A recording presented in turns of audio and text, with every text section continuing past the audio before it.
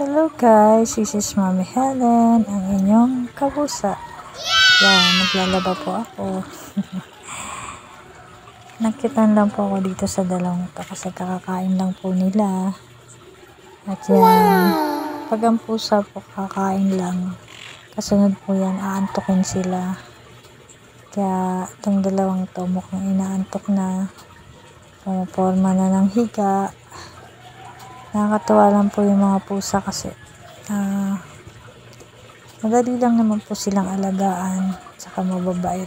Ayan, pumaporma na si Jack. Jack, tutulog na ikaw, be. Wow, gusto niya pa talaga katabi niya si Kuya Garp. Malalambing po talaga ang mga pusa. Lalo na pag matutulog sila, gusto nila magkakatabi sila. Ayan po, ito si Garp.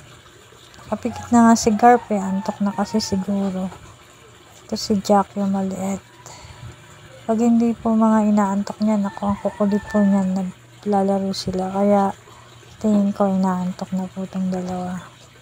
Ayan po, sinare ko lang po ang mga pusa kung si Jack at si Garp na mababait, hindi sila mahirap alagaan. Basta may pagkain lang. Pag walang pagkain, ang ingay. Marunong sila manghingi, meow ng meow. Yan si Garp po, tulog na oh. Mabilis matulog. Sana all mabilis matulog. Okay po, that's all for today. Thank you for watching.